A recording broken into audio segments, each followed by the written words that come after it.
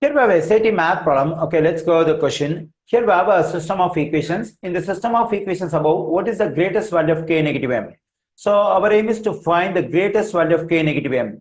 If I want the value of this one to be greatest, then k has to be maximum and the value of m has to be minimum, so that the value of this k negative m will be greatest. So we have to get the values of k and m from the given system of equations. Let me take the first equation, that is the absolute value of k negative 3 equals to 10.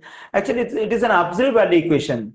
Okay, now to solve for k in this absolute value equation, let me consider the stuff we have in the absolute value, that is k negative 3. So this is the stuff we have inside the absolute value.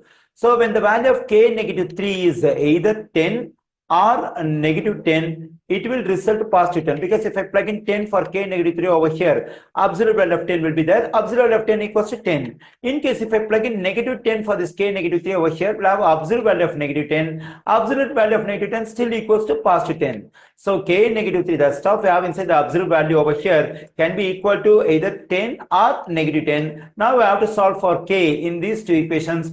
Okay, for that let me add 3 to both sides over here. When I do so, this negative 3 positive 3 will cancel out. I'm getting k equals to 13. The same thing, let me add 3 to both sides. So negative 3 positive 3 will cancel out. I'm getting k equals to, when I combine negative 10 and positive 3, I'm getting negative 7.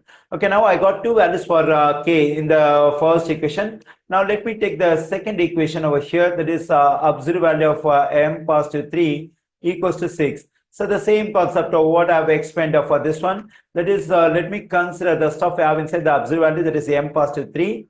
Okay, let me write it again. So when the value of this m positive 3 is either positive 6 or negative 6, it will result the same value, that is 6. That is, when I plug in 6 for this m positive 3, we'll be getting absolute value of 6, that is equal to 6. When I plug in negative 6 for this m positive 3, I'll be getting absolute value of negative 6, that is still equal to positive 6. Okay, now let's solve for m in these two equations. Let me subtract 3 from both sides.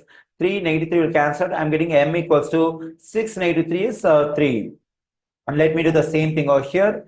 So 3 negative 3 will cancel. I'm getting m equals to, when I combine negative 6 and negative 3, I'm getting negative 9.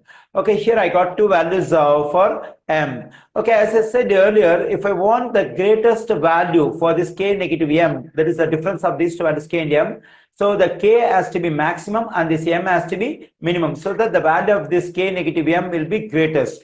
Okay, now in these two values, we have to consider the one which is greater. So 13 is the value which is greater, comparing 13 and negative 7. So we have to consider this 13 for k. And in these two values, we have to consider the smaller one. The smaller one is clearly negative 9. Okay, now let's get the value of k negative m. So here for k, we have to plug in the maximum value, that is the greater of these two values. Let me plug in 13, negative, and for m, we have to plug in the minimum value. Minimum means a smaller of these two values. So clearly negative 9 is a smaller value. Okay, then we get 13, negative times 9 will become positive 9. So 13 positive 9 is 22. Now I got the value of the expression k negative m, the greatest value of the expression k negative m, that is 22. We find 22 in answer choice C. The correct answer choice for this question is C.